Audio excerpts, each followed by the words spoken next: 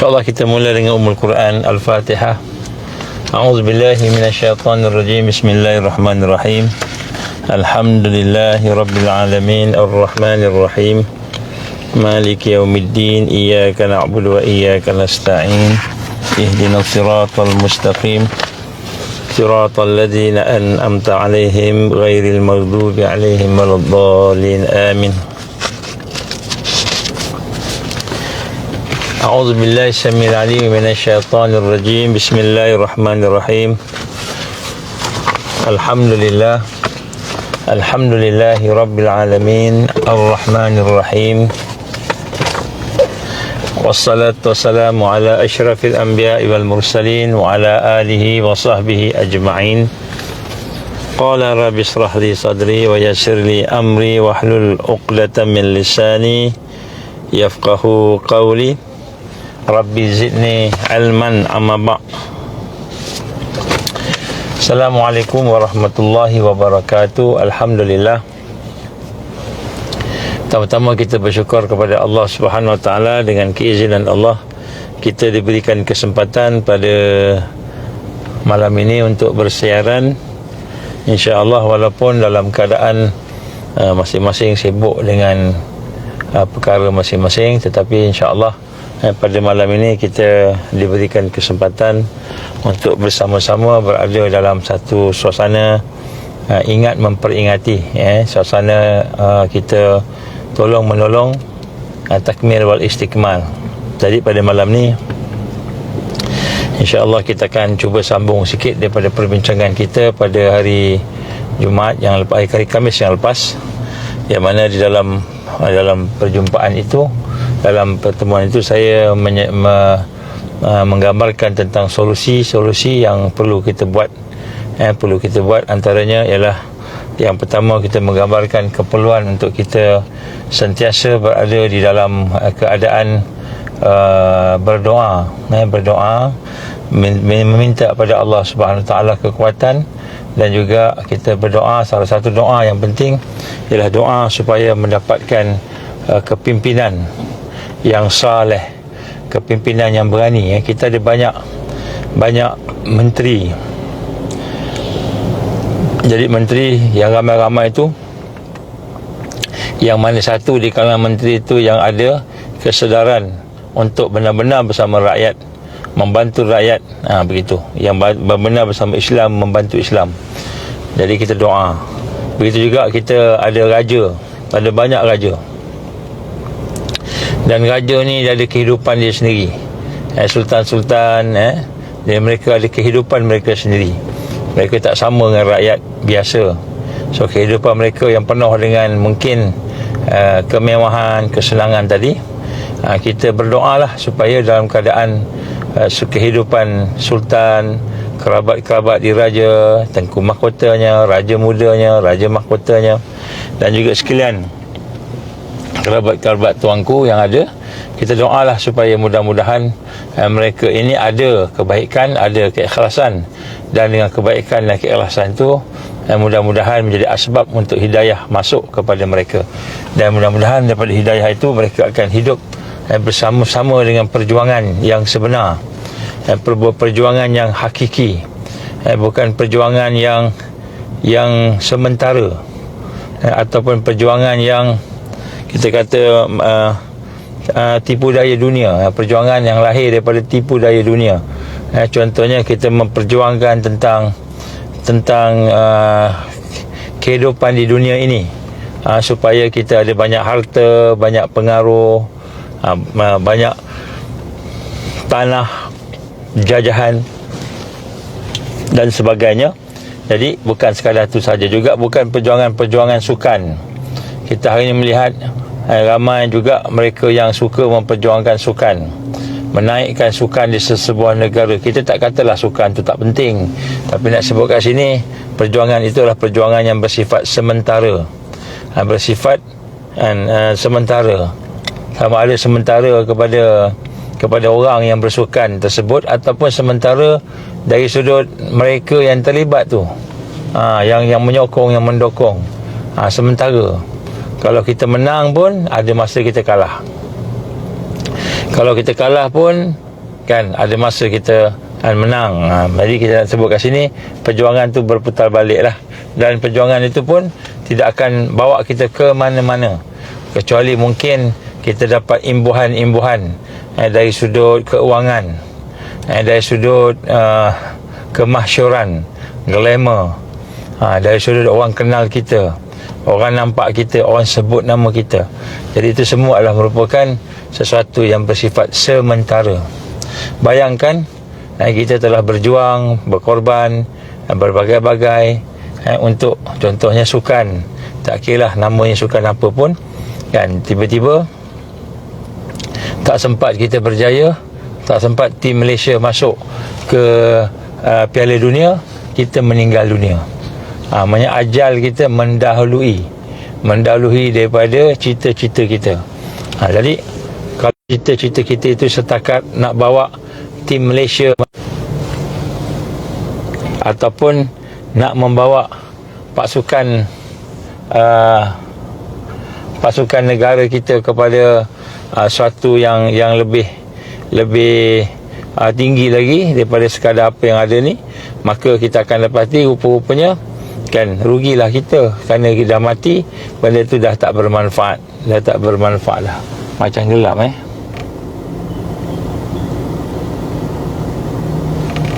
InsyaAllah.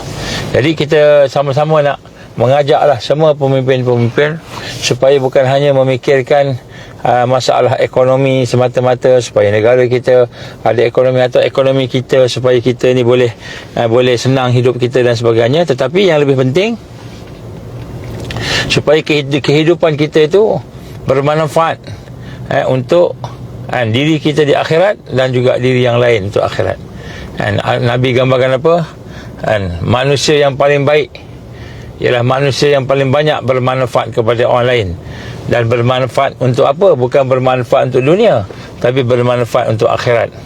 Wal akhiratu khairu wa abqa. Akhirat itulah lebih baik dan lebih kekal. Wal akhiratu khairu laka minal ula. Akhirat itulah lebih baik dan juga lebih utama. Jadi kita lihat banyak Allah gambarkan tentang kemenangan yang sebenarnya akhirat. Inilah yang kita nak kena faham. Sebab itulah kita melihat mereka, musuh-musuh Islam, sentiasa membuat perancangan supaya kita ini terlibat dengan dunia tanpa memikirkan tentang akhirat. Sebab itulah bila ada saya tertariklah dengan orang-orang cerdik ni, terutamanya orang cerdik yang ada kedudukan lah, sama ada dia sebagai menteri ke, sebagai raja ke, kerabat raja ke, sebagainya, yang bangsawan je lah. Sering bila dia nak komen tentang sesuatu, kita kata we have to think out of the box. Dia kata kita kena berfikir out of the box. Out of the box mana? Di luar daripada kotak pemikiran kita yang biasa. Tapi sebenarnya di luar kotak pemikiran tu maknanya kita kena berfikir bukan macam blue ocean strategy, kita fikir tentang apa yang orang lain tak fikir. Tapi sebenarnya kita kena fikir tentang lepas mati ni jadi apa. Apakah amalan yang kita buat hari ni benar-benar bermanfaat kepada kita dalam kubur, dan di akhirat nanti benar manfaat ke? Kita untung juta-juta, kita untung kan bilion, trilion kita untung, tetapi adakah bermanfaat untuk akhirat kita? Inilah yang cerdiknya. Ini yang cerdiknya. Jadi out of the box yang dimaksudkan tadi itu bukan sekadar dunia, tapi kita kena fikir sampai akhirat. Sebab itulah apabila seseorang itu memikirkan tentang kehidupan yang sebenar, iaitu akhirat tadi, maka dia akan cerdik. Siapa yang berfikir tentang kehidupan akhirat, maka dia akan jadi cerdik. Jadi sebab itulah pada malam ni kita nak tengok beberapa perkara dan kita nak kaji. Sebelum saya sambung perbincangan saya yang pada yang lepas, iaitu dengan solusi tadi, saya nak ceritakan sedikit, saya nak ulang kaji sedikit tentang satu surat yang telah ditulis oleh General Albert Pike, yang merupakan salah seorang daripada ketua Angkatan Tentera di Amerika pada bulan Ogos 1871. Dan surat ini telah ditulis kepada Giuseppe Mazzini, iaitu merupakan pengasas kepada mafia.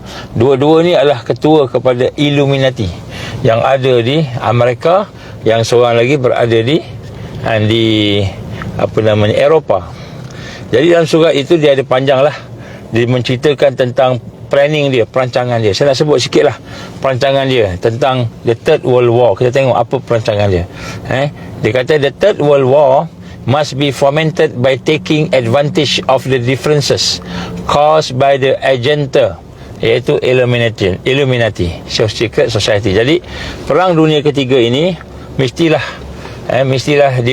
dilaksanakan fomented by taking advantage, dengan kita mengambil peluang, mengambil kelebihan kepada perbezaan yang telah dibuat ataupun yang telah dilakukan oleh ejen-ejen kita, iaitu Secret Society, Illuminati, between the political Zionists and the leader of Islamic world. Jadi dua peperangan ini dikata adalah peperangan antara Zionis dan disebut sini leader of the Islamic world. Jadi sebab tu saya nak sebut kat sini kan, peperangan ni sebenarnya ialah peperangan antara leader dengan leader. Leader Zionis yang ada pengikut dia dan leader Islam yang ada pengikutnya.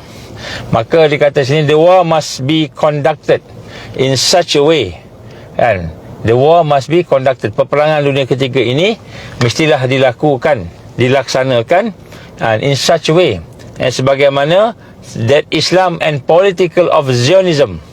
Jadi orang Islam dan political Zionism mutually secara sama-sama destroy each other. Dua-dua dapat membunuh, menghancur antara satu sama lain. Meanwhile, jadi nombor satu, poin yang saya nak sebut sini, peperangan yang dilakukan itu adalah peperangan untuk menghancur antara satu sama lain. Sebab tu kita tengok apabila Israel menyerang Gaza, dia tak peduli dah. Dia main hancurkan. Dan dia tak peduli pun kalau dia sendiri hancur. Sebab itu bukan kalau ikut perancangan dia, tak nak hancur-hancur ni. Dia pun malu.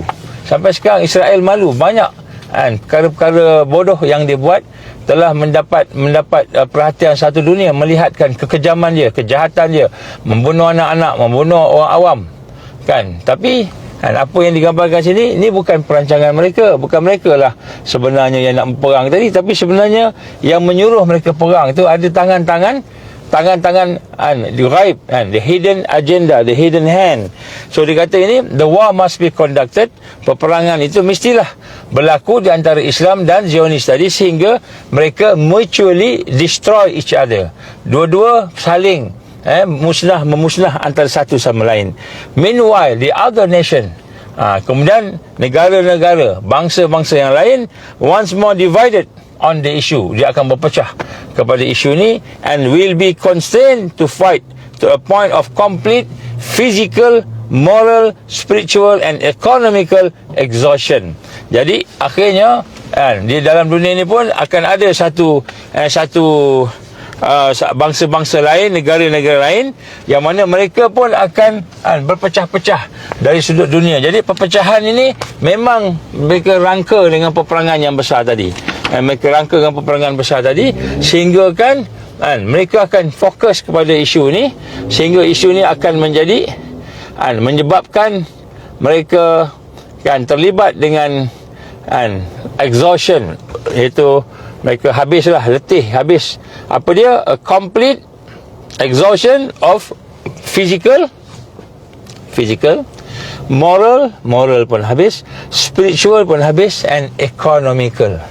Jadi nampak, jadi maknanya kita tengok di sini sebenarnya apa yang mereka cuba lakukan itu bukanlah hanya sekadar mereka ingin nak suruh orang perang. Memang hari ni sebenarnya yang perang ni sebenarnya di belakang Israel ni, kita kena lihat bukanlah Israel saja, bukan Netanyahu, tetapi di belakangnya ada tangan-tangan yang hidden hand. Bismillah.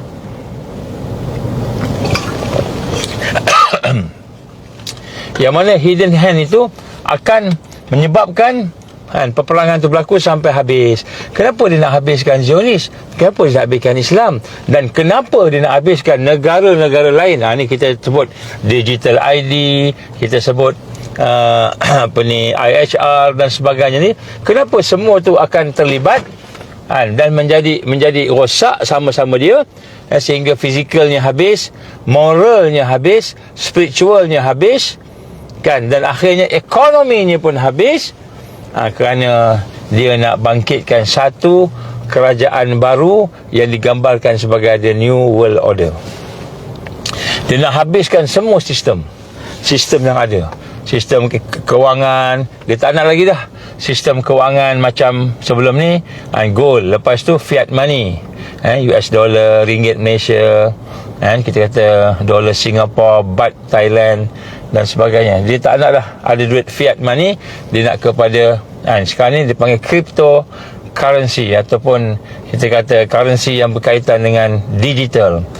Tapi dia bukan nak cryptocurrency, dia bukan nak bitcoin, dia bukan nak yang tidak boleh dikawal, tapi yang boleh dikawal disebut sebagai CBDC, Central Bank Digital Currency. Jadi Central Bank Digital Currency ni, inilah yang dia nak adakan. Inilah New World Order. Kenapa? The New World Order ni dia boleh kontrol, CBDC ni dia boleh kontrol. Kalau bitcoin dia tak boleh kontrol, kalau gold dia tak boleh kontrol, kalau ringgit Malaysia, kalau sebagainya tak boleh kontrol. Jadi boleh kontrol CBDC. So CBDC ni, Central Bank Digital Currency ni, iaitu satu mata wang digital yang dibuat oleh Central Bank, yang mana Central Bank besok terletak di bawah World Bank. Maka mereka akan kontrol the whole monetary system. One World Monetary System. Ni yang dia nak. Sebab tu dia nak kita perang sampai hancur. Perang sampai hancur. Jadi kita kena faham lah yang ini. Jadi sebenarnya memang mereka nak rosakkan dan hancurkan. Dan peperangan sekarang ni, kita melihat bagaimana yang berlaku di Palestin, macam-macam dia buat untuk menghancurkan orang Palestin.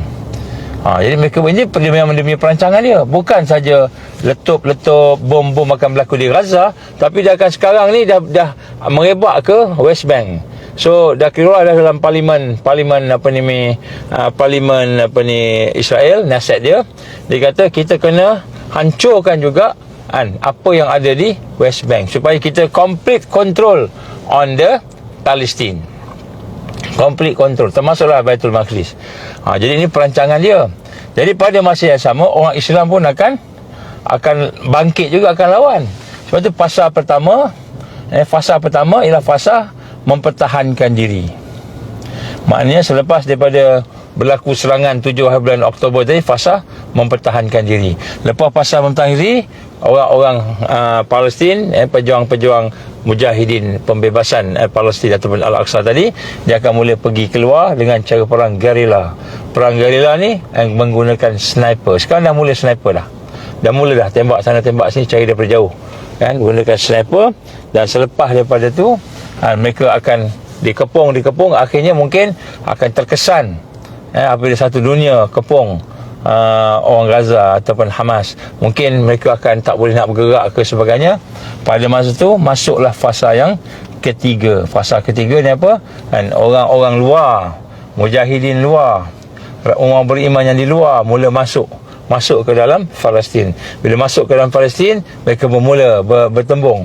Maka akan berlakulah selepas ini satu fasa di mana orang Islam akan bergabung. Orang Islam akan bergabung. Kalau kita tengoklah semangat orang Islam kita ni, satu dunia dah mula terasa. Bukan orang Islam je, orang bukan Islam pun dah rasa marah sangat kat Yahudi ni. Dah marah sangat kat Yahudi ni. Jadi perancangan asalnya supaya mereka ni akan hancur antara satu sama lain. Jadi kita akan dapati akan ada satu puak yang bersama dengan Zionis atau bersama dengan kerajaan antarabangsa, dan akan ada satu puak yang mana mereka bersama dengan orang beriman. Jadi keadaannya akan sampai ke situ. Bila sampai ke situ, maka berlakulah pertembungan luar biasa. Satu dunia dia akan berlaku. Di Amerika pun dah mula nak bergaduh. Kita tengok contohnya dalam demonstrasi yang dibuat oleh orang-orang Amerika, di kalangan mereka yang menyokong Palestin dengan mereka yang menyokong Israel. Kalau tak ada polis kat situ, memang dah bertumbuk, dah bertembak dah. Dia juga begitu juga di Britain, begitu juga di Perancis, dan di mana-mana. Malahan di tempat kita pun kalau tidak ni mungkin jadi juga kan. Jadi sebab tu kita lihat dia akan berkembang ni hasrat Dajjal destroy. They will destroy each other, and physically, morally, spiritually and economically exhaustion, habis kan. Jadi sebab itulah kita lihat peperangan ini akan menjadi besar yang digambarkan tadi, maka akhirnya akan membawa kepada kehancuran semua. Bila hancur semua, maka datanglah si Dajjal ini, Melek Mesayah ni, Raja Al-Masih ni, datanglah dia sebagai penyelamat. Sebagai penyelamat. Ini dia punya plan. Sebab tu apabila dia plan macam itu, kan, dia kata, dia sebut sini, we shall unleash, kita akan melepaskan, akan membentuklah, membebaskan the nihilist. The nihilist maknanya orang-orang yang tidak ada nilai, jenis-jenis orang yang duk main apa ni, game aja, duk tak ada nilai. Maknanya dia fikir kan, akhirat pun tidak, kan, dunia pun tidak, fikir dia senang aja. We shall unleash the nihilist and the atheist, dan orang-orang yang atheist. Jadi dari sini kita lihat, maka berlakulah peperangan ini berkembang sampai berlakulah kepada bukan saja di Palestin, bukan saja di Israel yang menjajah Palestin tadi, tapi akan berlaku juga di seluruh tempat. Then everywhere, kata dia, then everywhere the citizen obliged to defend themselves. Jadi rakyat-rakyat di tempat-tempat masing-masing akan merasai satu keperluan untuk mempertahankan diri mereka daripada against the world minority of revolutionaries, iaitu mereka yang nak menghancurkan orang tadi, kan, tak ramai, kan, tapi golongan teroris lah digambar begitu. Mana will exterminate and those destroyer of civilization. So peperangan akan dibuat. Jadi peperangan ini mereka cipta, mereka rancang dengan izin Allah untuk mengancam, menakutkan, dan kemudian memaksa supaya mengikut solusi yang mereka buat.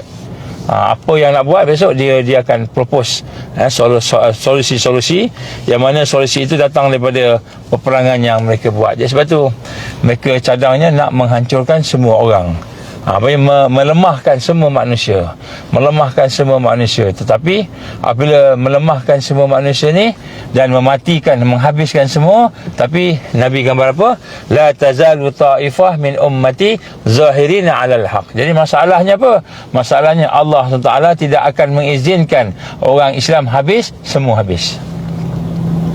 Maknanya bila orang Islam yang beriman ni dikepung, diancam, ditangkap, dizalimi, dianiaya dan sebagainya dengan senjata-senjata mereka tadi, ataupun dengan perancangan mereka tadi, termasuklah perancangan-perancangan merosakkan ekonomi, merosakkan kesihatan dan sebagainya, maka adalah yang sakit, ada yang mati, ada yang ditangkap, dibunuh dan sebagainya, tetapi akan ada yang menang. Siapa menang? Umat Islam. La tazalu ta'ifah min ummati. Akan sentiasa ada di kalangan umat aku ini ta'ifah, kelompok-kelompok, yang mana kelompok itu akan diberikan kemenangan. Zahirina 'alal haq, akan diberikan kemenangan. Jadi di sinilah kita melihat pada malam ini, saya nak mengajak tuan-tuan perempuan untuk merasai, untuk kita nak menyambung berbincang tentang solusi yang patut kita buat. Jadi bukan hanya sekadar digital ID sahaja. Orang tak nampak sekarang ni, ada seorang ni, saya rasa dia ni merupakan cyber trooper lah, kan. Dia kata saya dah ambil digital ID dah, dia kata saya dah ambil digital ID sejak daripada tahun 2018 2019, dah ambil dah masuk dah chip lah, apa benda whatever lah, dan saya tak ada pun rasa sakit, dan saya tak ada pun rasa dikongkong, saya tak rasa pun orang memantau saya tak rasa, saya tak terasa pula bila saya nak makan kena ada orang paksa saya suruh makan walaupun kenyang ke sebagainya. Tak ada pun, saya rasa okey je, digital ID ni okey je, dia kata macam tu, kan. Ini adalah di kalangan kita ni, di kalangan orang Melayu kita ni, yang telah pun diberikan oleh pihak-pihak tertentu, mungkin kerajaan, ujian trial untuk nak ambil digital ID. Jadi dia kata okey, tak ada apa pun yang sibuk-sibuk konspirasi ni, apa hal ni, susah-susah sangat ni, kan. Saya lagi senang nak pergi beli barang, senang, tak payah bayar duit banyak-banyak, tak payah pakai IC, tak payah bawa lesen driving license, tak payah buat apa-apa, semua dah ada dengan chip cukup, saya boleh buat, kan bagus tu. Ini ada gambaran daripada setengah-setengah kita yang menyatakan okey, tapi sebenarnya kan bukan itu yang disasarkan, bukan digital ID sahaja, malahan digital ID pun bukan benda yang baik-baik. Dia ada dia punya yang tersirat, yang tersurat. Jadi apa sebenarnya yang mereka rancang sebenarnya ialah mereka nak kontrol semua. Kita doakan kepada Allah lah, mereka yang telah ambil digital ID dengan sukarela, dan mereka yang telah mengambil ubat-ubatan daripada WHO dengan sukarela, malahan menjadi guinea pig, menjadi guinea pig, tikus makmal kepada percubaan-percubaan tadi tu. Kita doakan, ya Allah, tunjukkanlah kepada mereka al-haq itu hak dan batil itu batil. Kita doa yang itu je lah. Kalaulah digital ID itu bagus, baik, maka ya Allah tunjukkanlah kebaikannya. Kalau digital ID itu tak bagus, maka ya Allah tunjukkanlah keburukannya kepada dia, supaya dia faham, supaya dia boleh cerita yang benar. Dia boleh cerita yang benar kepada orang-orang yang lain. Dia duk kata konspirasi. Kita dah cerita dah macam-macam hujah-hujah, macam-macam fakta yang kita telah tunjukkan bahawa ni bukan konspirasi. One New World Government ni, New World Order ni bukan konspirasi, benda yang mereka plan dan rancang. Malahan Nabi dah sebut, Allah pun dah berfirman dalam Al-Quran. Jadi sebab itulah saya nak gambarkan sini, sebelum kita pergi kepada solusi yang kedua, kan, kita perlu faham the magnitude of the war, kan, betapa besarnya, betapa hebatnya peperangan yang disebut sebagai peperangan dunia ketiga atau peperangan akhir zaman ni. Betapa besarnya magnitude dia. Dia bukan macam kita tengok Gaza, kan, tengok Gaza kena bom, dan kemudian bila tengok Gaza kena bom, anak-anak mati, kan, ibu-ibu mati, dalam keadaan yang menyayat hati. Kita tengok pun tersentuh hati kita, tapi kita boleh duduk relax lagi kat sini.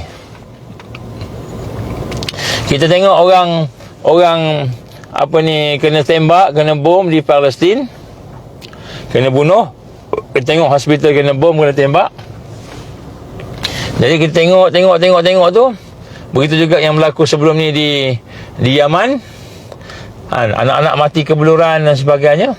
Sebelum ni berlaku di tempat-tempat yang lain, seperti di Bosnia pernah berlaku perang, di Chechnya pernah berlaku perang, begitu juga di Syria. Jadi peperangan yang dimaksudkan ini, yang digambarkan oleh Albert Pike ini, dia bukan macam tu. Itu hanya mukadimah kepada peperangan. Bismillah.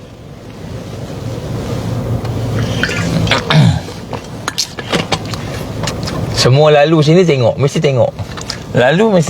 Siapa dalam tu, apa tengah buat, ada lampu-lampu ni kan. Inilah keadaan orang yang bercakap seorang-seorang dalam kereta. Jadi nak sebut kat sini, bukan peperangan macam tu. Sekarang ni kita tengok Palestin, kan, kesian. Tapi kita boleh tidur, kita boleh makan tanpa ada kena tembak, tanpa ada kena bom. Kita tengok Bosnia kena, kesiannya, kena sembelih, kesiannya. Kita tengok di Yaman, kesiannya, anak-anak mati, 80,000, 90,000 mati, dengan kebulurannya, dengan macam-macamnya penyakitnya. Tapi kita kat sini masih lagi okey. Jadi peperangan yang dimaksudkan oleh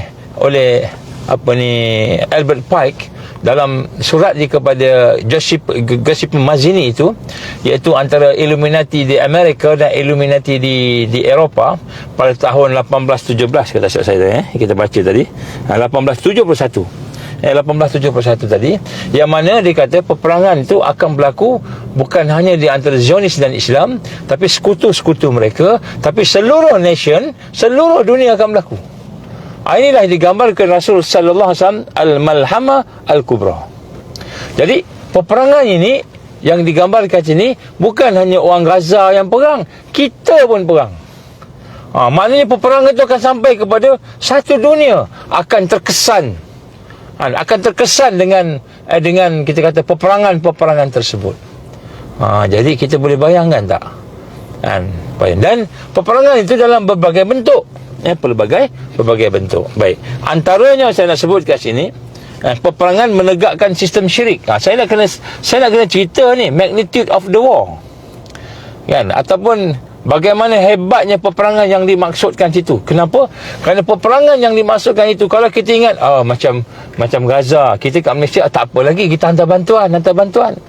Nanti peperangan yang kita akan hadapi, kita pun kena juga. Bukan Gaza aja, kita pun kena.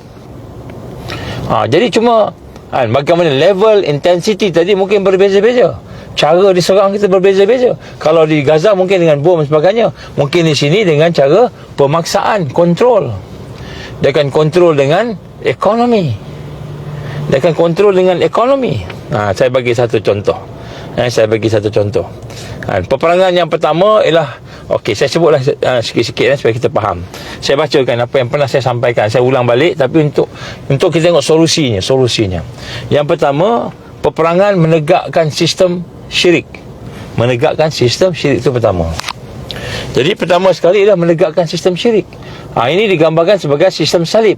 Sebab tu salib ni, Kristian ni, dia bukan menyembah Allah yang sebenar. Macam mana dia cakap dia menyembah Allah dalam kitab dia, nak masukkan perkataan Allah dalam kitab Injil dia ke sebagainya kan, New Testament sebagainya. Sebenarnya dia menyembah kan Tuhan, bukan Allah yang esa.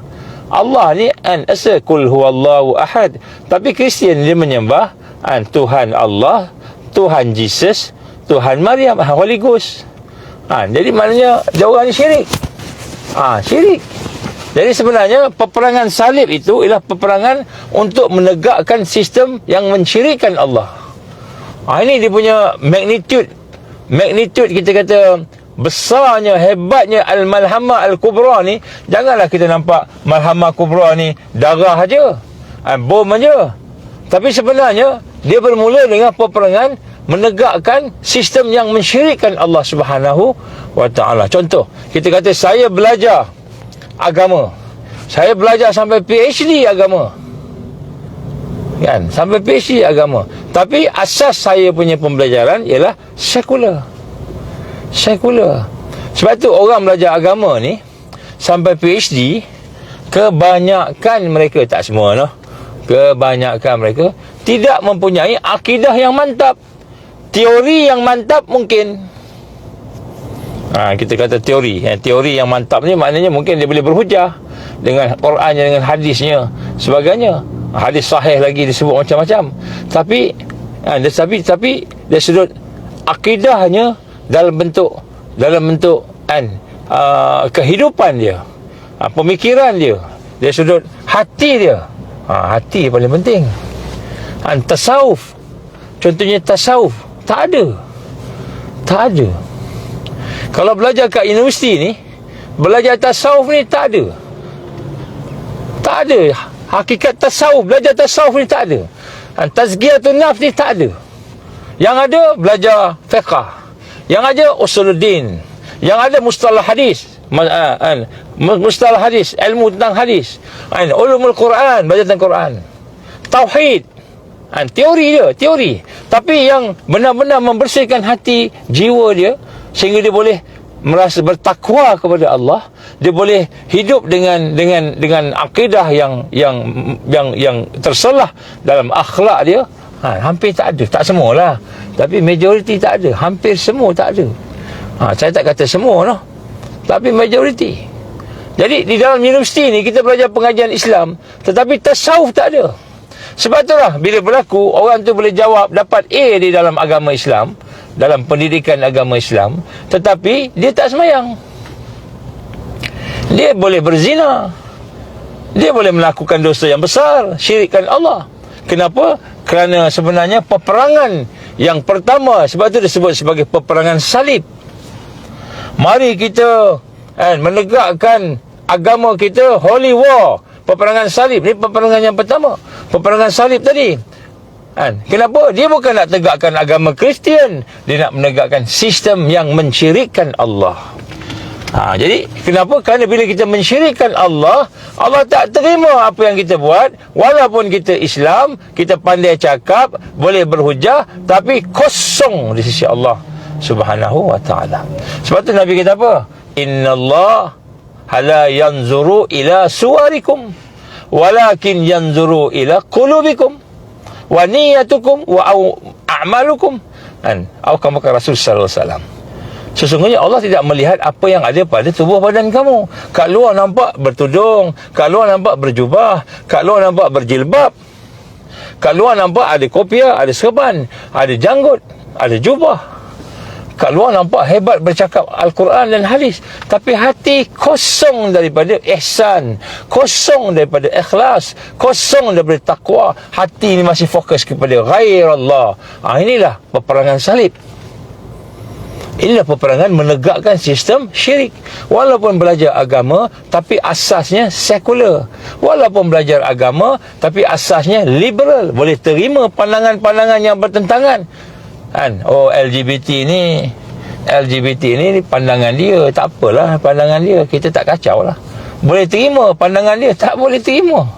Kita tak boleh terima pandangan LGBT ni. Kita tak gaduh dengan dia.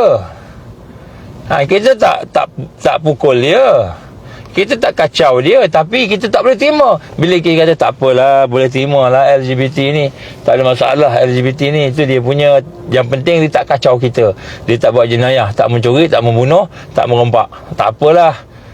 Tak boleh. Tak boleh. Sebab itu telah mensyirikkan Allah. Sistem Islam kita beli kan, nak beli barang kan, ni saya beli saya beli barang ni saya beli barang ni ni saya terima beli. Bahagian akad ada, tapi sistem masih ada riba kan. Ni syirik. Ada bahagian-bahagiannya kita ambil Islam, ada bahagian-bahagian kita ambil ghairal Islam, keluar daripada syarak, keluar daripada iman, takwa. Ini peperangan yang pertama.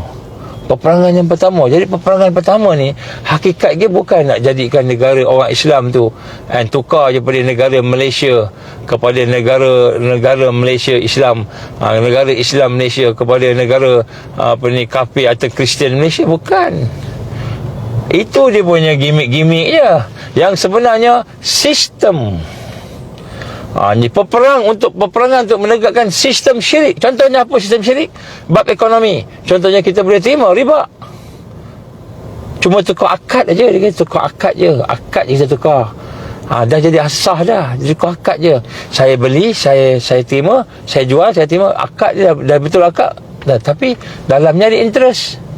Dalamnya masih ada bunga. Dalamnya masih ada riba. Nampak? Jadi maknanya peperangan tadi saya dapat dia parah sampai apabila manusia mensyirikkan Allah dalam kehidupannya, maka dia tidak akan menegakkan Islam. Walaupun dia melaungkan takbir, Allahu Akbar walillahil hamd, dia melaungkan takbir, tetapi hati dia mensyirikkan Allah. Hatinya menduakan Allah. Ada Tuhan lain selain daripada Allah, maka dia tidak akan menegakkan Islam. Ini peperangan-peperangan yang kita kena faham. Ini the magnitude. Sehingga hari ini orang boleh semayang Allahu Akbar. Kenapa semayang? Dia semayang sebab orang lain semua pakat semayang maka jadilah riak. Syiriklah riak tu. Jadilah ujub. Jadi kita lihat, walaupun pelajaran tu pendidikan Islam, tetapi pendidikan Islam tu rupa-rupanya ada apa? Ada ilmu yang terpisah daripada iman, terpisah daripada tazkiyatun nafs, terpisah daripada apa? Daripada tasawuf. Saya ingat masa saya kat UAE dulu, saya buat satu kuliah mingguan, kita panggil tazkiyatun nafs. Saya buat kuliah tazkiyatun nafs. Saya ingat masa mula-mula saya balik daripada belajar daripada universiti, balik daripada luar negara tu, saya balik, saya buat kuliah tazkiyatun nafs. Penuh. Mula-mula penuh. Terpaksa ubah sampai terpaksa ubah tempat kuliah tu jadi besar-besar, sampai 3 sampai lecture hall. Daripada mula classroom besar sampai lecture hall, sampai auditorium. Sekali datang ratus-ratus, 300, 400, 500, gitulah lebih kurang. Kemudian bila kita buat, rupa-rupanya bila kita membincangkan dengan tazkiyatun nafs, ramai di kalangan pelajar-pelajar yang merasakan, yang pelajar yang nak berbaik inilah merasakan jiwa mereka kosong. Sambutannya luar biasa. Sambutan luar biasa. Jadi ini antara kekurangan sistem syirik dalam pendidikan. Walaupun namanya Islam, pendidikan Islam, walaupun namanya universiti Islam, tetapi di dalamnya hatinya tidak diproses, imannya tidak diproses, takwanya tidak diproses. Inilah merupakan peperangan yang melahirkan mereka yang ada sistem Islam, tetapi perkara berkenaan Islam, sistem Islam tadi, tapi rupanya sistem Islam yang bersifat juz'iyah. Sebab tu dia boleh berubah. Saya minta maaf lah, saya cerita secara terus terang lah. NGO Islam, nama NGO Islam, tetapi masih lagi bergantung dengan jahiliah. Nama parti Islam masih bergantung dengan sistem jahiliah, masih bergantung dengan sistem jahiliah. Jadi berlakulah ijtihad orang alim kita, yang sebahagian, tak semua, yang sebahagiannya. Ijtihadnya bukan lagi siasah Islam, tetapi siasah parti Islam, siasah politik, demokrasi. Sedangkan demokrasi itu bukan Islam, tetapi demokrasi itu ala Islam. Yang Islam ni apa? Yang meletakkan Quran dan hadis yang paling atas sekali. Demokrasi meletakkan apa yang paling atas? Tangan-tangan yang mengundi manusia. Dan bila dah ada parlimen, siapa yang dekat parlimen tu? Kalaulah dia orang Hindu yang banyak, Hindulah yang berkuasa. Kalau orang agama Buddha yang banyak, Buddha yang berkuasa. Kalau orang Islam banyak, Islam yang berkuasa. Jadi dia bukan sistem yang menegakkan al-haq, Al-Quran dan hadis, tapi menegakkan manusia. Jadi inilah yang kita gambarkan sebagai perkara yang mensyirikkan Allah. Dan mensyirikkan Allah ni adalah peperangan. Dan inilah yang kita hadapi sekarang. Sebab itu solusinya itu bukan hanya sekadar solusi kita tengok macam mana nak bentuk kita kata panji hitam, ataupun nak membentuk orang yang boleh memanah, orang boleh berkuda, tetapi nak membentuk bagaimana manusia itu boleh keluar daripada syirik kepada Allah. Dari sudut fikrahnya, kefahamannya, pemikirannya, dari sudut hatinya, dari sudut fizikalnya, akhlaknya, adabnya, semua terkeluar daripada syirik, masuk kepada mentauhidkan Allah. Sebab apa? Peperangan yang ganas, yang hebat ni bukan hanya peperangan yang ada macam kita nampak di Gaza pada hari ini. Sebab itulah walaupun bangunannya runtuh, hospitalnya runtuh, rumahnya runtuh, sekolahnya runtuh, masjidnya runtuh, tetapi sahabat-sahabat saudara kita di Gaza masih bertahan, masih boleh berada dalam keadaan yang kuat, beriman. Sampai sekarang Israel dah lebih sebulan, nak dekat masuk 2 bulan, tak boleh isytihar menang. Tak boleh. Padahal bom yang dijatuhkan di Gaza sudah menghampiri bom atom yang dijatuhkan di Hiroshima dan di Nagasaki. Bismillah.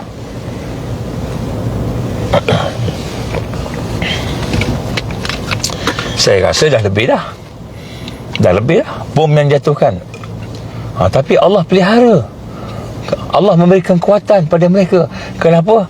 Kerana majoriti daripada mereka yang berada di Gaza mempunyai akidah yang kuat, akidah yang mantap. Alhamdulillah mereka boleh bertahan. Menangis, memang menangis, itu fitrah. Sedih anaknya mati, mak ayahnya mati, memang menangis, sedih, kita pun sedih. Tetapi akidah yang mantap menyebabkan mereka boleh bertahan. Sampai sekarang bertahan.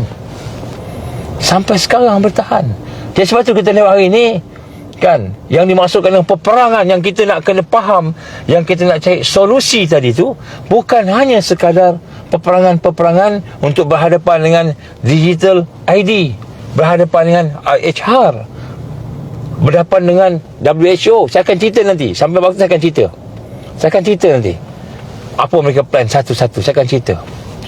Dan memang mereka nak kontrol kita. Hari ni orang yang telah mengambil digital ID berbangga dengan digital ID. Setelah dikata aku dah ambil dah digital ID ni, dah ada dah chip semua ni, tak ada apa pun, okey je, tak ada pun mati, tak ada pun sakit. Jadi yang diambil itu uji kaji. Belum sampai lagi peak dia. Peak dia apa? Dia akan kontrol, dia akan kuasai. Itu dia tak tahu bagaimana chip tu boleh digunakan untuk stimulate bioelectrical ataupun bioelectricity yang akan membawa signal tadi. Dia akan bawa, bukan signal elektrik, impulse akan bawa sampai ke jantung, boleh menyebabkan jantung tu jadi heart attack. Boleh nak buat, sampai ke otak, sampai menyebabkan aneurism, Boleh dia buat benda tu senjata. Dia boleh buat. Kalau dia nak buat, dia boleh buat lah. Tapi kita tak naklah tuduh apa-apa no? Sampai waktu nanti kita akan tengok, kita akan cakap detail. Tapi maknanya kan, solusi-solusi yang kita nak tengok tak cukup hanya sekadar solusi. Kita kata, oh saya ni nak lari masuk hutan, saya nak pergi ke gua, saya nak selamatkan diri saya. Betul, kita kena ada solusi yang begitu. InsyaAllah saya akan cakap dalam salah satu solusi yang mendatang ni. Saya akan cakap masuk hutan ke, pergi mana ke, macam mana strategi tu kita akan ada dah.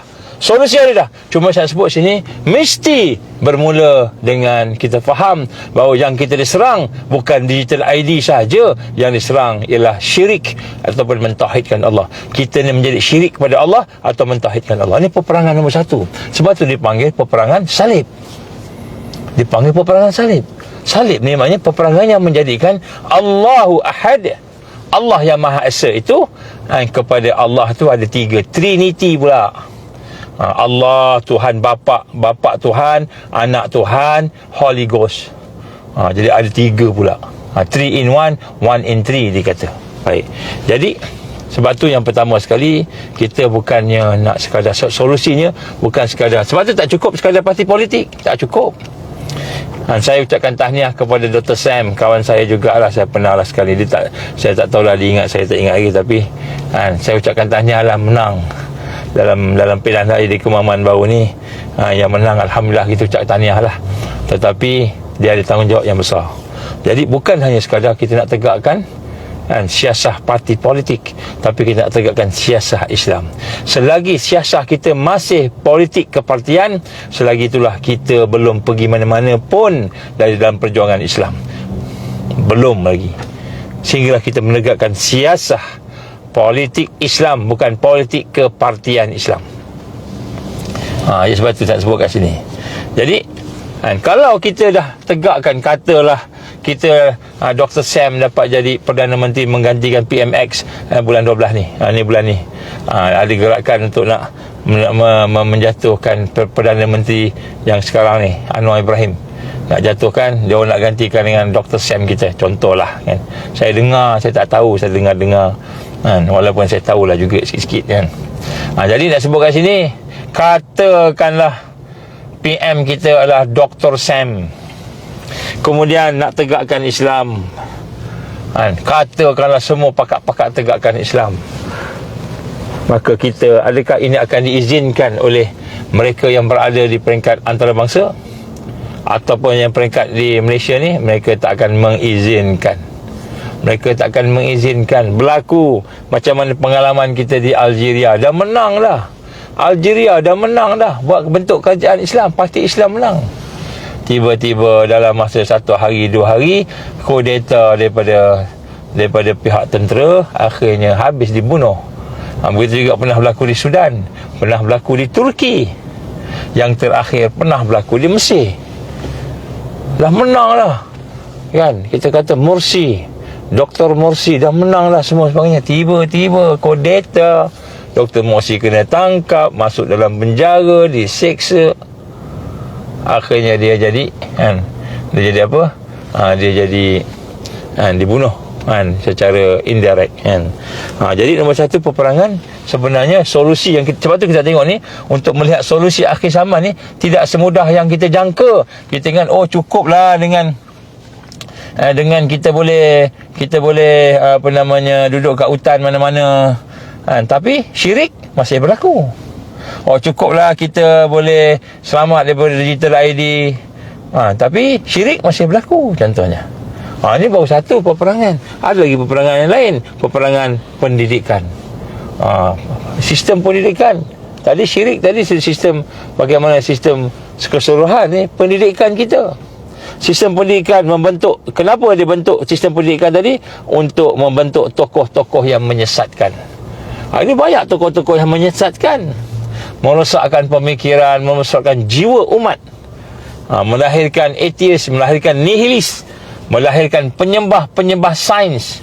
Saya sebut melahirkan penyembah-penyembah sains, bukan penyembah Allah yang sebenar. Melahirkan munafikun, melahirkan munafikin, melahirkan musyrikin, melahirkan orang yang ada sifat al-wahan. Jadi maknanya serangan tadi tu Kan dia lebih hebat lagi daripada digital signal ni. Digital signal pula, digital ID ni, dia melahirkan tokoh-tokoh yang merosakkan. Sehingga sekarang ni kita lihat sekolah menjadi kuil-kuil.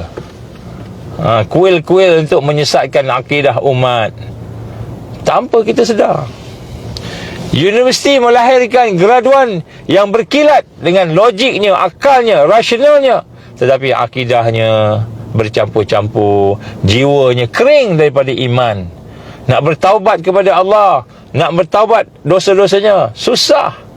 Tapi kalau bercakap, hebat. Ini semua adalah merupakan serangan-serangan ke atas sistem pendidikan, sehingga melahirkan tokoh-tokoh yang menyesatkan dari aspek kesihatan. Contohnya nombor satu, menyesatkan dari sudut aspek kesihatan. Dia belajar kesihatan, dia kata yang boleh ni hanya biochemical aja untuk nak selesaikan masalah. Dia kata penyakit ini kena ada makan ubat paracetamol, itu aja. Kena makan ubat ni, ini ubat sakit darah tinggi, ini ubat sakit jantung, ini ubat sakit kencing manis. Maka dia kata inilah dia makan sampai mati. Sebab dia hanya merawat simptom. Dia hanya merawat simptom-simptom penyakit. Simptom-simptom penyakit. Dia bukan merawat penyakit. Tak percaya, tanyalah dengan doktor-doktor, doktor yang ikhlas. Jadi dari sudut kesihatan melahirkan tokoh-tokoh yang menyesatkan. Dia tak terima Tibun Nabawi, kan? Tak terima Tibun Nabawi walaupun dia orang Islam, kan? Apabila berlaku satu perkara, satu benda, dia kata tak ada ubat. Coronavirus tak ada ubat. Sebab tu kita ambil vaksin. Kita kena ambil vaksin. Sebab apa? Vaksin tu nak bagi kuat imun kita. Antibody badan kita ni bagi kuat dengan ambil vaksin. Dia tak tahu bahawa banyak makanan-makanan sunnah, banyak perkara sunnah Tibun Nabawi yang boleh menimbulkan kekuatan imunisasi. Lebih hebat daripada perkara yang disimulat, yang distimulat, yang telah dirangsang oleh ubat-ubat chemical. Jadi tapi tak boleh terima. Kemudian ubat tu hanya fizikal aja, tak boleh spiritual. Jadi melahirkan tokoh-tokoh kesihatan yang sesat dan menyesatkan. Begitu juga tokoh-tokoh ekonomi yang sesat dan menyesatkan. Dia bagi fatwa ini haram, ini halal, tapi fatwa itu berasaskan kepada riba, bukan berasaskan kepada al-halalul. Perkara yang halal itu adalah perniagaan yang dibenarkan, adalah al-bay', kan? Perniagaan itu dibenarkan, bukan berasaskan pada perniagaan yang dibenarkan oleh Allah, oleh Rasul, tapi berasaskan pada riba. Jadi dia punya fatwa itu berasaskan pada riba. Kenapa benda ni betul? Sebab kita kena ada akad, ada ni betul, tapi sistem tu riba. Jadi melahirkan fatwa-fatwa ekonomi yang sesat dan menyesatkan.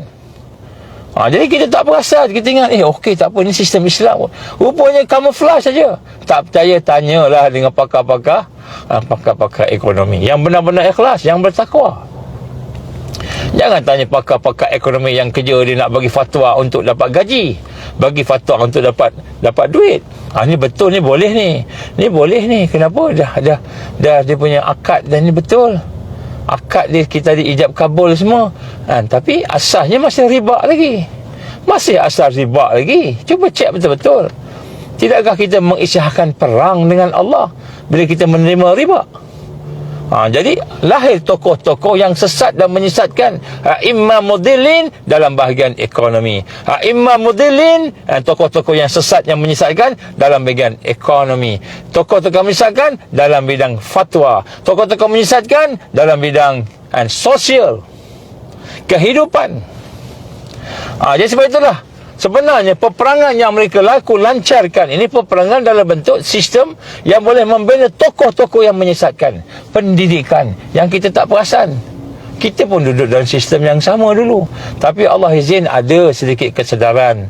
Alhamdulillah, kita sedarlah juga. Adalah sikit sebanyak kesedaran belajar daripada ulama-ulama yang ikhlas tadi.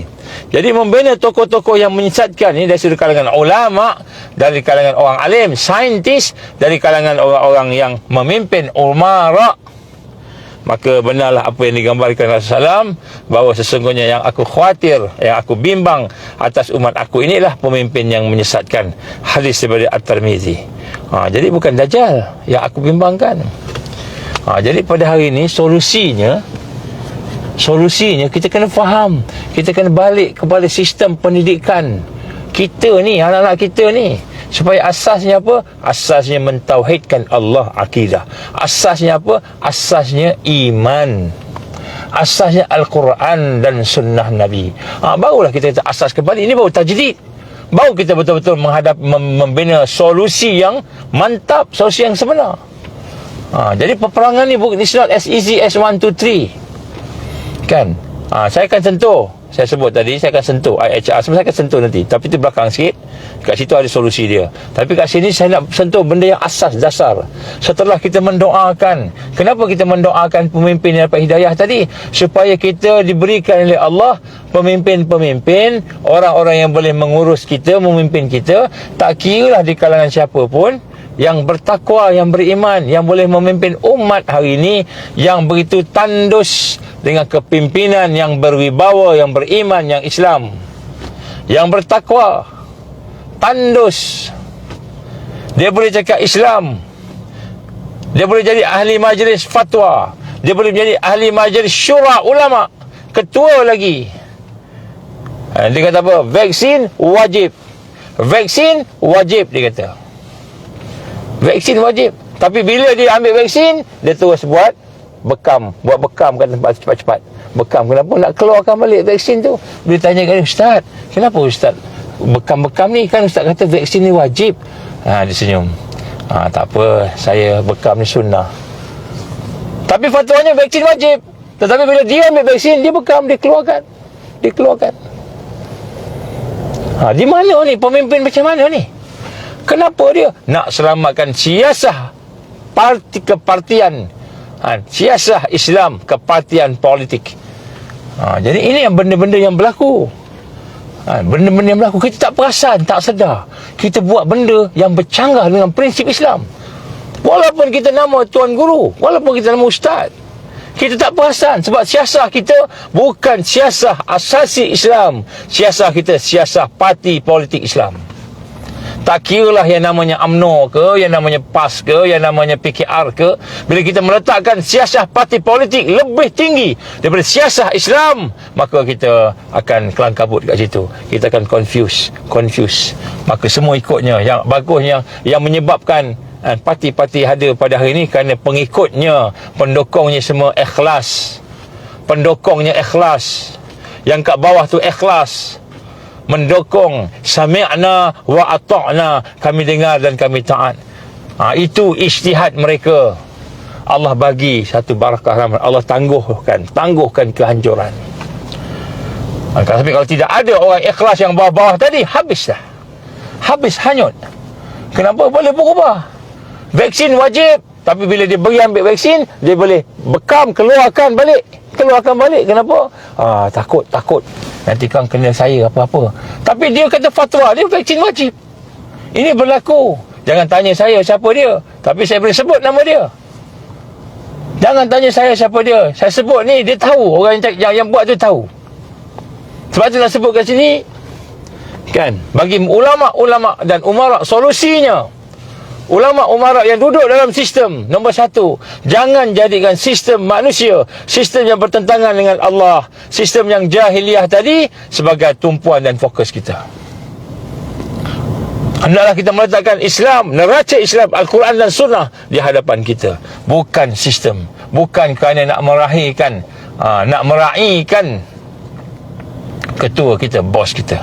Bos nak apa, bos? Bos nak kita cakap macam mana, bos? Kita cakap ikut bos nak. Tak kira lah siapa bos kita. Jadi nak sebut kat sini, kan, bagaimana tokoh-tokoh yang merosakkan itu dilahirkan daripada sistem pendidikan kita.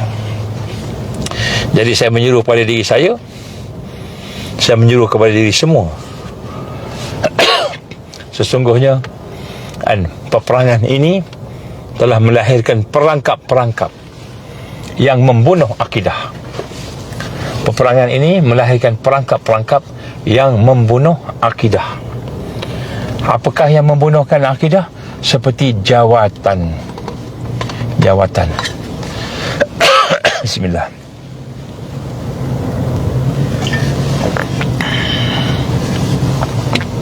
Seperti jawatan.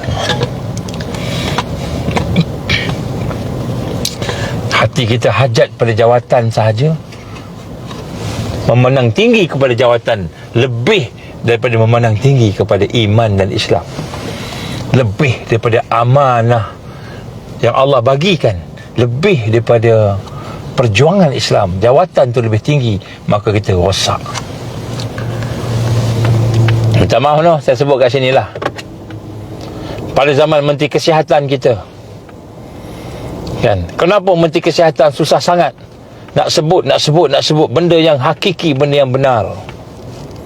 Rupa-rupanya dah ada jawatan. Siapa naib Presiden WHO kalau tidak orang Malaysia? Menteri Kesihatan yang dulu. Siapakah dia naib pengurusi eksekutif WHO sekarang kalau tidak menteri kita? Jadi bila dah jadi dapat pegang jawatan, kita nak cakap sesuatu susahlah. Orang dah bagi jawatan, malulah kita nak lawan. Kecuali kita ni pejuang. Saya doakan supaya orang yang memegang jawatan itu pejuang, memahami akan perkara yang sedang berlaku, tak malu Allah dengan jawatan. Sebagaimana ulama-ulama yang terdahulu daripada kita, mereka benar-benar membina satu kekuatan sehingga sampai sanggup masuk penjara. Imam Ahmad masuk penjara, Imam Malik, Imam Syafi'i masuk penjara. Maknanya ialah berlaku sesuatu perkara yang tak sama dengan pihak kepimpinan pemerintah, dan kemudian dimasukkan dalam penjara yang berbeza ataupun dipecat.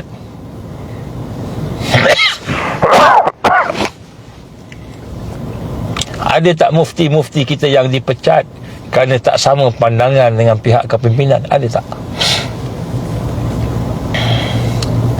Kita tanyalah diri kita, kan?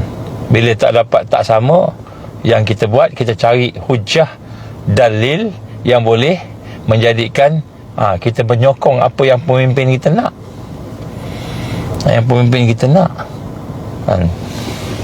Jadi maknanya solusi yang kita nak tengok dalam hal sistem ini ialah kita kena melihat bagaimana mereka akan menyediakan perangkap-perangkap. Antara perangkap-perangkap itu ialah jawatan. Kemudian sesuatu yang di-offer, yang ditawarkan untuk kepentingan duniawi. Kemudian bila diberi kepentingan duniawi itu tidak makan, tak load, kata orang tu, maka diberi ugutan pula. Ini semua peperangan ni. Dia bagi ugutan ataupun dipindahkan ke tempat lain. Ditawarkan gaji tinggi, tapi kena pindah tempat lain supaya dia tak kacau, kan, dakwah ataupun kita kata pembinaan kekuatan tadi. Jadi semuanya itulah antara perkara-perkara yang kita dengar, kan. Dan kemudian selepas daripada peperangan sistem dan sebagainya tadi, maka masuk peperangan ketiga, ialah peperangan yang untuk mengancam segala yang kita suka. Zuyyina lin-nasi hubbus syahawati minan nisa wal banin al-qanatir al-muqantarah ila akhir. Jadi apa yang menjadi kesenangan syahwat, Allah akan uji kita. Satu hari Allah akan uji kita dengan harta, hilang pangkat, hilang keluarga, hilang mak ayah, hilang suami, hilang isteri, hilang sahabat, kawan-kawan, hilang segala yang kita kerja usahakan, perniagaan kita. Maka orang yang takut kehilangan tersebut, pasti dia akan mengikut arus, kan? Contoh, Kenapa ambil benda ni, ubat ni? Kalau tidak, macam manalah saya nak pergi umrah, macam manalah saya nak masuk masjid, macam manalah saya nak buat ini itu. Tak boleh. Memang kehilangan, dan memang hilang pun. Habis kan, kalau saya mati ni kan, saya tak boleh nak sembahyang, dia kata begitu. Contoh. Jadi nak sebut kat sini kan, penindasan akan berlaku, itu pertembungan. Bagaimana yang Allah gambarkan dalam suratul Baqarah ayat 217, wala tazaluna yuqatilunakum, dan sungguh-sungguh mereka itu sentiasa memerangi kamu, hatta yaruddukum an dinikum, sehinggalah kamu ni murtad, berpatah balik daripada agama kamu. Jadi mereka akan paksa, mereka akan, itulah digital ID semua itu semua ke arah paksaan, kontrol. Itulah saya sebut tadi. Ada orang kata, tak apalah, boleh IHR ni, apa salahnya, baguslah nak tolong kita sebagainya. Sebenarnya tolong tu nampak yang tersurat, yang tersirat tu kontrol. Dia nak pantau kita, nak kontrol kita. Hari ni kita tak nampak lah, besok dah ada bencana alam, gaji pun tak ada, dia akan bagi gaji kat kita. Kata Klaus Schwab, you will own nothing, but you will be happy. Kamu akan gembira, tapi kamu tak ada miliki apa-apa pun. Maknanya sebab dia kontrol. Bila tak milik apa-apa, siapa yang, dia yang kontrol. Dia yang kontrol. Maka Allah gambarkan antara malhamah al-kubra, peperangan-peperangan yang besar yang kita kena faham. Bila kita faham yang ini, baru kita boleh faham solusinya. Kalau kita tak faham masalah ni, peperangan ni, macam mana kita nak faham solusi yang betul? Itu yang kita ingat solusinya duduk kat Gunung Ledang, lari masuk hutan. Kita ingat solusinya duduk dalam hutan. Kita ingat solusinya kan, memanah, belajar memanah, naik kuda, belajar naik kuda. Kita ingat solusinya belajar silat. Apalah guna silat, duduk hutan, belajar memanah, naik kuda, tapi kita mensyirikkan Allah. Sembahyang pun tak jaga, sembahyang pun tak pelihara, Quran pun jauh daripada penghayatannya. Apa guna? Sebab kita faham peperangan ni nampak fizikal aja. Peperangan ni nampak digital ID, fizikal aja.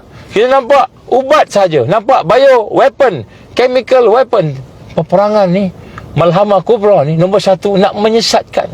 Sebab tu Allah gambarkan dalam ayat ini, Al-Baqarah 217. Tolong tengok, wala yazaluna yuqatilunakum hatta yaruddukum an dinikum in istata'u. Dan mereka sentiasa tidak berhenti-henti memerangi kamu. Yuqatilunakum, Allah guna perkataan perang, maknanya nak membunuh. Hatta, sehinggalah kamu semua ni murtad. Yaruddukum an dinikum, keluar daripada agama kamu, murtad daripada agama kamu. Bukannya masuk hutan, sebab tu tak kisah nak masuk hutan, masuklah, tak apa. Nak duduk kampungan Islam, maka pergilah kampungan Islam, tak apa. Tapi sesat. Sebab tu kalau kita tak sesat, kita buat sesuatu, dia kejar, dia hambat. Duduk hutan, dia panggil keluar. Contohnya wa man yartadda minkum an dinihi, dan siapa-siapa yang murtad daripada agamanya, lalu dia sedang mati dalam kafir, maka rosak binasalah usahanya di dunia dan di akhirat. Jadi kita buat apa pun kan, kita jaga jangan divaksin, jaga jangan kena digital ID, lari sana lari sini, kita buat macam-macam, masuk hutan, masuk gua, buat macam-macam, buat bunker, buat bol, BOL, buat macam-macam kita buat. Allah gambarkan sini, kamu mati dalam keadaan mensyirikkan Allah, kamu mati dalam keadaan keluar daripada Islam, murtad, maka rosaklah amal usaha kamu yang baik tu. Apa pun kat dunia ni yang baik, nak jadi macam Al-Kahfi, pergi sana sini lari tapi syirikkan Allah, akidah tak betul, tidak dalam tarbiyah, maka Allah gambarkan rosak binasalah amal kamu, habis amal, habis. Jadi peperangan ni, it's not about digital ID sahaja, it's not about IHR sahaja, walaupun itu sebahagian daripada senjata yang mereka guna, itu senjata mereka, tapi bukan itu. Peperangan tu bukan senjata. Kita sibuk kita nak melarikan diri daripada tidak kena tembak dengan senjata-senjata tersebut. Tapi kita tak faham hakikat peperangan tu sebenarnya dia nak rosakkan akidah kita, dia nak rosakkan agama kita, dia nak rosakkan hidup kita, adab kita, akhlak kita. Jadi walaupun dalam keadaan kita kata kita selamat, tak ada apa-apa, aman damai, tak macam Gaza, Malaysia, Indonesia tak ada perang, tak ada apa, tapi rupa-rupanya peperangan telah pun berlaku. Berapa ramai yang sesat dan rosak, berapa ramai yang sesat dan rosak. Barulah kita nampak, oh macam gitu. Barulah kita nampak, oh rupanya solusinya is not as easy as A, B, C, D. Macam mana banyak orang-orang mengambil apa kita kata solusi. Kita kena masuk hutan, kita kena buat perkampungan Islam, kita kena buat kita hijrah ke sana sini. Tapi kita lupa tarbiyah kita dengan Quran, kita dengan mentauhidkan Allah, kita dengan amalan-amalan zikir yang menghidupkan hati, yang membersihkan hati, yang menjadikan hati kita mengenal Allah, menyebabkan kita ni boleh bersiap sedia jiwanya, mentalnya, dan kemudian fizikalnya. Fizikal pun nak kena prepare juga. Sebab tu Allah gambarkan wa'iddu lahum mastata'tu min quwwah, dan persiapkan diri kamu dengan segala persiapan kekuatan-kekuatan tadi. Bukan hanya dari sudut kita nak lari saja. Sebab tu saya sebut ni, kalau kita fikir digital ID, itu senjata dia. Tapi senjata dia bukan digital ID aja. Dia ada senjata undang-undang, dia ada senjata dari sudut bioweapon, dia ada senjata dari sudut ekonomi, CBDC, dia ada senjata dari sudut kita nak merosakkan pemikiran kita dan emosi kita, mungkin menggunakan gelombang-gelombang. Banyak senjata dia. Dia ada senjata yang betul-betul senjata seperti bom dan sebagainya. Senjata banyak. Jadi kita tengok senjata. Sedangkan peperangan tu sendiri kita tak nampak. Peperangan tu lah seluruh kehidupan kita ni nak disesatkan oleh Dajjal, nak dihancurkan, nak dirosakkan. Jadi kita kena melihat macam mana Nabi berhadapan. Sebab tu saya sebut kita kena kembali pada sunnah Rasulullah sallallahu alaihi wasallam. Kenapa? Kerana peperangan itu dalam bentuk seluruh kehidupan.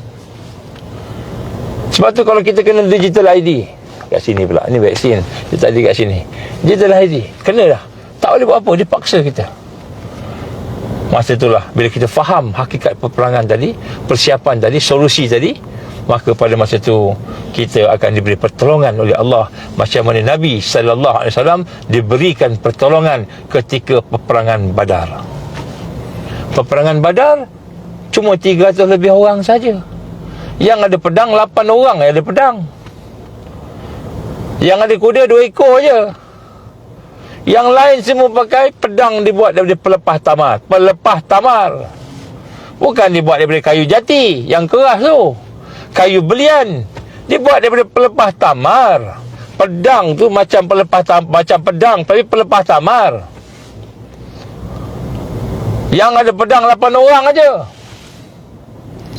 Tetapi Allah memberi bantuan kepada tentera Badar zaman Rasulullah sallallahu alaihi wasallam kerana akidah mereka yang mantap, ibadah mereka yang sahih, kan, amalan mereka yang cukup, Quran mereka, siqah mereka, percaya mereka kepada kepimpinan. Kepimpinan penting. Bukan hanya pandai-pandai seorang-seorang, dia ada jamaah dia ada kepimpinan yang menyatukan semua sahabat-sahabat, iaitu Rasulullah sallallahu alaihi wasallam. Maka ada strateginya. Bukan kata tak ada strategi, ada strateginya. Kita berkemah ya Rasulullah di sebelah sini, kan, di depan kita ada mata air. Kita jangan duduk depan, mata air belakang, biar mata air kat depan kita. Kenapa? Kerana bila mereka masuk, kita boleh serang mereka. Itu semua strategi perang. Semua strategi perang. Bila nak lawan, pergi lawan dulu siapa. Jadi semua tu strategi perang ada, memang ada. Tetapi dalam keadaan yang mustada'afin, keadaan mereka yang cukup lemah, tapi Allah bagi kemenangan. Hari ni kita masuk hutan, tapi kita mensyirikkan Allah. Quran pun tak baca, semayang pun tidak. Kalau semayang pun tak khusyuk, tidak berjemaah. Apakah kita rasa Allah akan tolong kita? Apakah kita rasa Allah akan bantu kita? sedangkan kita tidak melaksanakan hak-hak yang sepatutnya kita laksanakan sebagaimana hamba Allah Subhanahu wa ta'ala. Ini solusi ni kita kena fikirkan secara komprehensif, baru kita nampak, oh macam gitu rupanya peperangan di Gaza ni bukan hanya sekadar peperangan di situ, tapi dia akan sampai ke tempat kita ni, akan sampai ni. Dan persiapannya tu bukan hanya sekadar persiapan kita nak demonstrasi, nak buat semua. Bukan kata tak boleh buat, buatlah, tak ada masalah. Tetapi bukan itu sahaja, ada lagi. Kemudian ada lagi solusi yang ketiga, besok ataupun saya akan tambah. Yang ketiga ni, kita kena bersatu. Besok saya akan sebut. Kita kena bersatu. Tapi pada hari ini solusinya apa? Solusinya kefahaman kita, hati kita, perasaan dan pegangan kita, dan amalan, ibadah dan akhlak kita mesti betul, iaitu duduk di dalam tarbiyah Rasulullah sallallahu alaihi wasallam. Kita mesti duduk di bawah naungan Al-Quran. Dua perkara yang tidak akan menyesatkan kita, iaitu Al-Quran dan hadis-hadis Nabi sallallahu alaihi wasallam. Dan yang ketiga, ni yang kedua ni, dua ni, berdasarkan dua ni datang yang ketiga, apa dia? Huraian-huraian ulama-ulama yang muhaqqiqin, ulama yang bersama al-haq, ulama yang muktabar. Jadi kita kena duduk bersama di dalam kelompok taifah yang benar-benar membina, menghidupkan tarbiyah, menghidupkan dakwah, menghidupkan jihad. Sebab tu saya sebut JDT. Ini sunnah dia. Barulah solusi itu menjadi sesuatu yang akan mengundang kekuatan dan barakah, mengundang ma'unah dan rahmah, mengundang karamah daripada Allah. Kalau tidak, kita ingat kita dah okey dah, cukuplah. Saya dah ada camp saya, tempat saya dah ada ladang saya dah ada persiapan saya, tapi kita tak faham macam mana nak mentarbiah, sistem tarbiah tu macam mana. Rukun arkanul tarbiyah, rukun tarbiyah 3 minima. Yang pertama mesti ada murabbi misali. Murabbi inilah seorang yang boleh membimbing kita, mendidik kita, yang telah melalui tarbiyah, bukan dia saja je. Dia duduk dalam universiti terus boleh jadi murabbi. Murabbi misali. Yang kedua misalnya sistem manhaj yang sahih, manhaj yang meliputi seluruh kehidupan Islam, semua sekali kena duduk. Ini rukun wajib. Ini manhaj yang menyentuh akal dia, menjadikan al-aqlu wa'i, akal yang sedar, menyentuh hatinya, menjadikan al-qalbun zaki, hati yang bersih, hati yang cerdik, yang menyentuh fitrah dia, fitrah salimah, dia punya kemampuan untuk menghubungkan kehidupan dia dengan Allah. Kemudian manhaj yang menyentuh fizikal dia, main dah sudut kekuatan dia, fitness dia dan sebagainya. Jadi manhaj yang menyentuh tentang organisasi, macam mana nak berukhuwah, macam mana nak berkasih sayang, macam mana nak bergerak dalam satu saf. Innallaha yuhibbul ladzi yuqatiluna fi sabilihi safah. Bagaimana Allah menggambarkan kita duduk dalam satu saf, ka'annahum bunyanun marsus, dalam keadaan satu saf macam mana bangunan yang tersusun rapi. Ini semua merupakan manhaj. Manhaj ni sistem tarbiyah Rasulullah sallallahu alaihi wasallam. Dia bukan hanya sekadar selawat aja, zikir aja, Quran aja, suluk aja, bukan. Dia ada lebih lagi. Sebagaimana luasnya Islam, begitulah luasnya manhaj tarbiyah. Kemudian yang ketiga, rukunnya ialah bi'ah tarbawiyah ataupun bi'ah salihah. Macam mana nak bentuk sistem ada, bagus, suasana, sebagainya tadi, sistem tadi kan, murabbi ada, tapi suasana pula tak ada. Contohnya zuruf, dipanggil zuruf nafsiyah, suasana dalaman hati kita. Macam mana nak menjadikan hati kita ni hati yang layak untuk ditarbiyah? Bagaimana nak jadikan kharijiyah, suasana luaran kita, seorang yang boleh untuk ditarbiyah? Bagaimana suasana zuruf dakhiliyah, suasana kawan-kawan, sahabat-sahabat kita ni boleh membentuk kekuatan tarbiyah? Ini semua rukun-rukun tarbiyah yang perlu dihurai, yang perlu kita faham. Dia bukan hanya sekadar pergi belajar usrah aja, pergi dengar kuliah aja, tak cukup. Sebab kita nak berlawan dengan Dajjal, nak berlawan dengan Dajjal. Bukan kita nak berlawan dengan orang-orang biasa-biasa ni. Tentera Dajjal, sistem Dajjal yang tentulah komprehensif. Perlu ada kepimpinan, perlu ada orang yang boleh memimpin kita, membimbing kita. Bimbing ni bukan hati saja.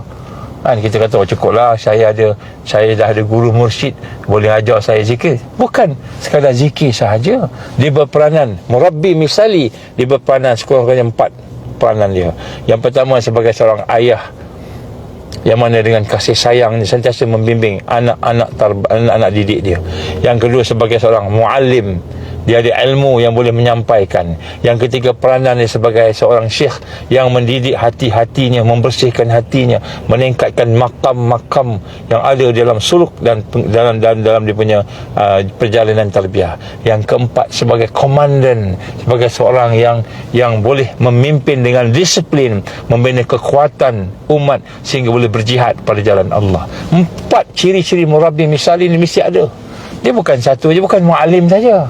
Sekarang ni banyak tuan-tuan guru dia muallim je, ataupun dia syekh juga, dia bersihkan hati, tapi dia tak faham macam nak memimpin siasah untuk kebangkitan Islam, tajdid Islam, amal Islam, tak faham, ataupun dia tak pernah lalui.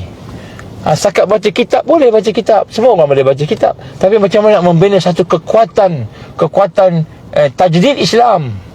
Bukan saja tajdid Islam, untuk nak menyatukan ummah dengan platform-platform ini, semua ada termasuk di dalam manhaj tarbiyah, termasuk semua sekali dalam sistem tarbiyah Rasulullah sallallahu alaihi wasallam. Sebab tu Rasulullah SAW dia boleh mengalahkan musyrikin, dia boleh mengalahkan Rom, dia boleh mengalahkan Parsi, boleh menyebarkan Islam walaupun dia dah wafat. Nabi SAW wafat, Abu Bakar sambung, Umar sambung, Islam tersebar ke seluruh dunia, 2/3 sampai kita dapat Islam.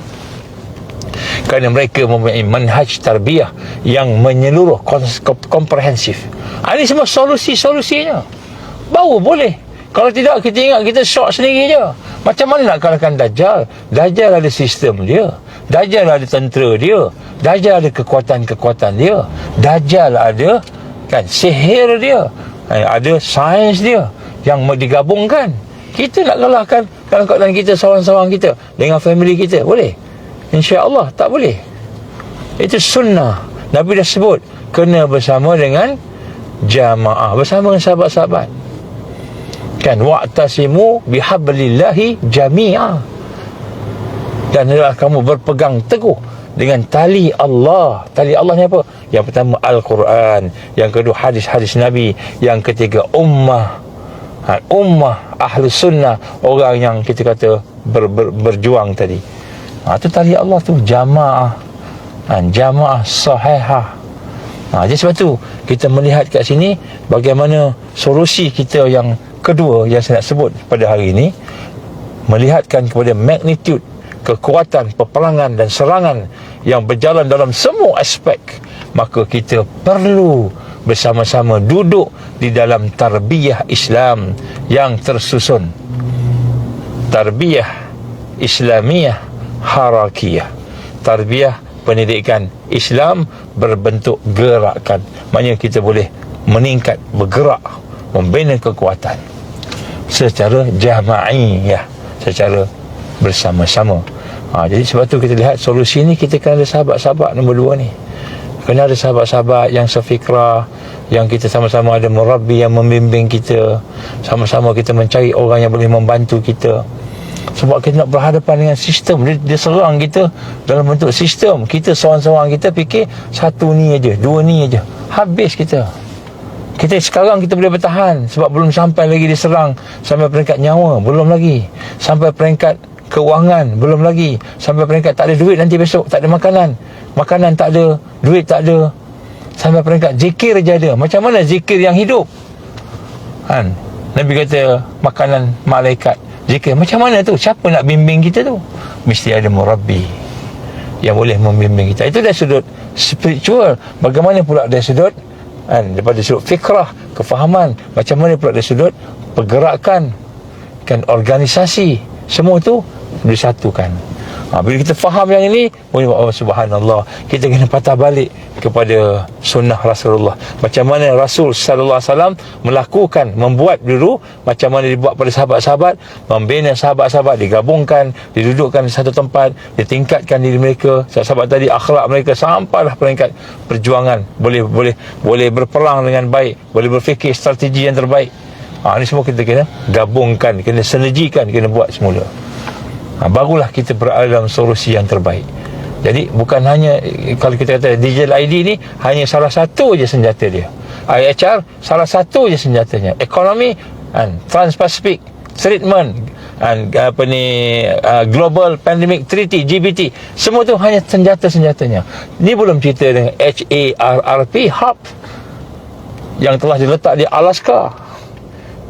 Satu senjata yang digunakan di Alaska yang telah akan connect dengan frekuensi-frekuensinya sampai ke tempat kita ni. Di tiang-tiang ni ada dia punya receiver dia. Ada receiver dia.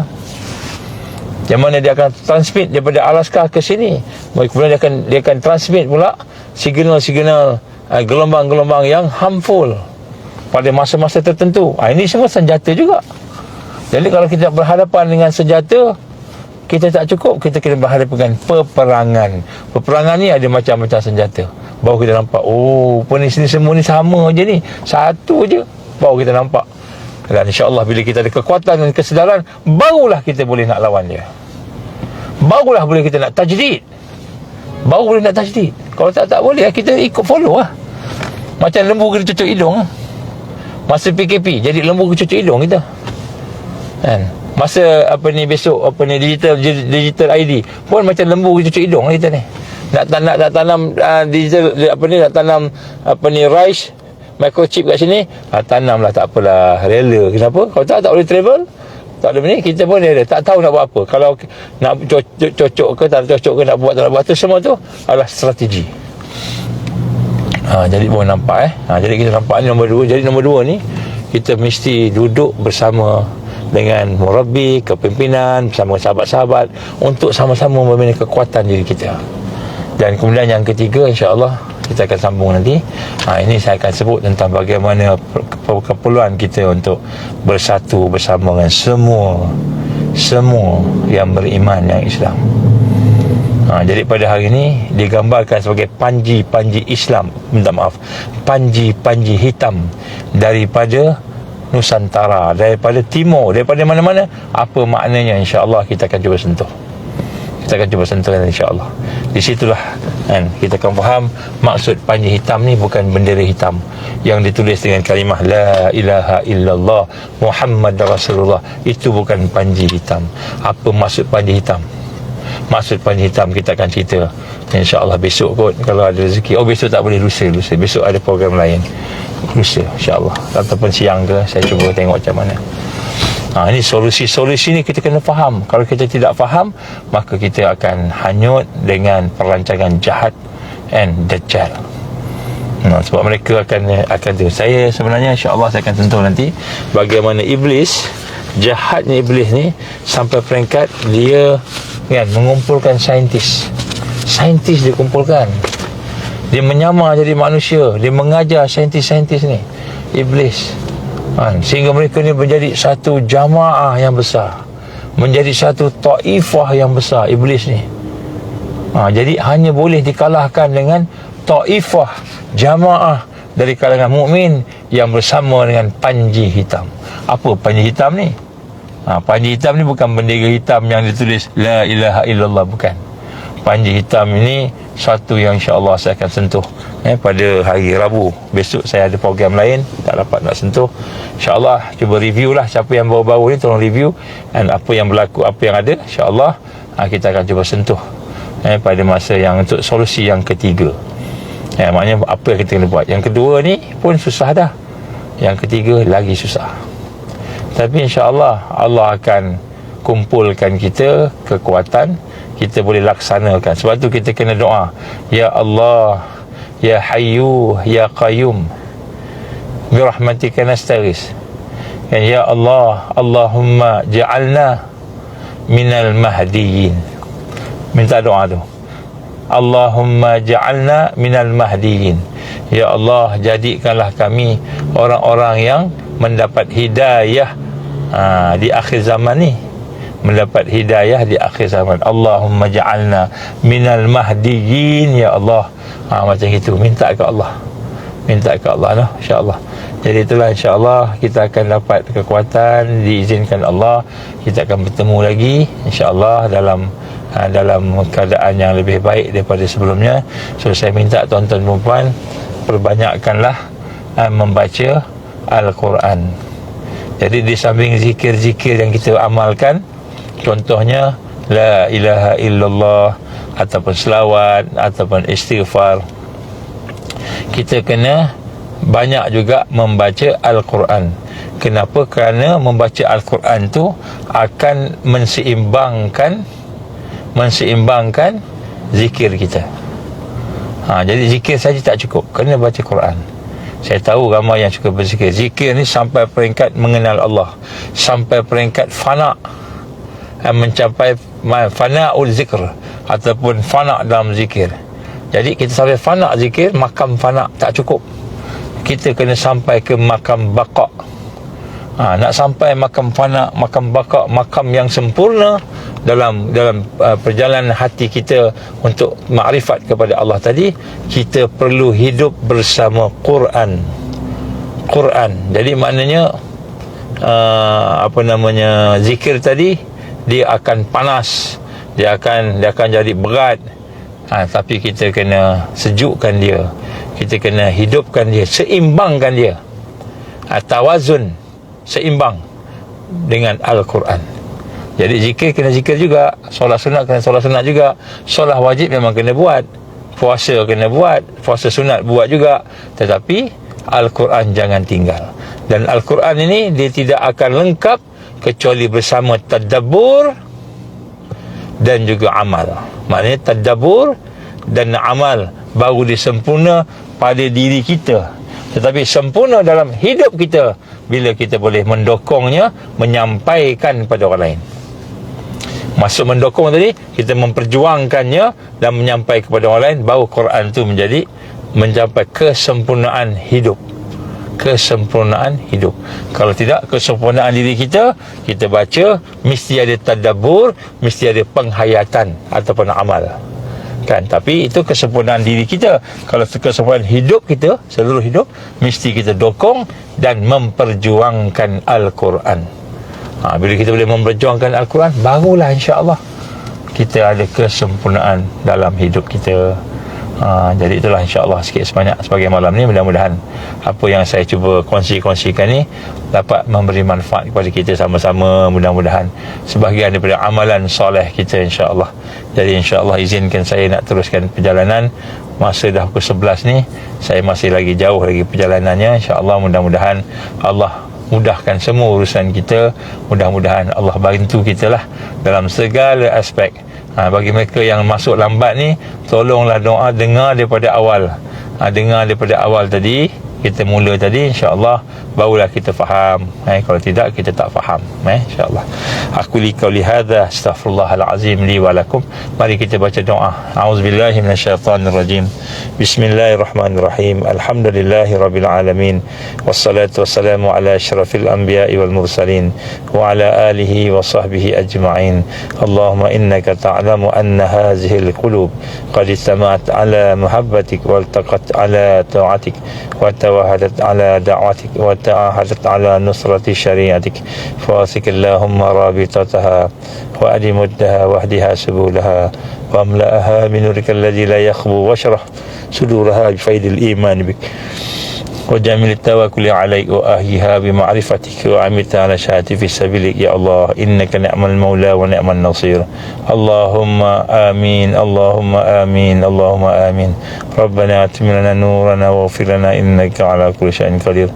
Rabbana atina fid dunya hasanah wa fil akhirati hasanah wa qina azaban nar. Wa sallallahu ala sayyidina Muhammad wa ala alihi wa sahbihi wa baraka wa sallam. Walhamdulillahi rabbil alamin. Subhanakallahumma wa bihamdika asyhadu an la ilaha illa anta astaghfiruka wa atubu ilaik. Tuan-tuan, puan-puan, tolong forwardkan tajuk kita pada hari ini, terutama pada sahabat-sahabat kita, keluarga kita. Mudah-mudahan mereka juga mendapat hidayah. Jadi siapa yang tak jadi ahli tu, suruhlah dia jadi ahli, sebab kita buat private kan. Wabillahi taufiq wal hidayah. Assalamualaikum warahmatullahi wabarakatuh.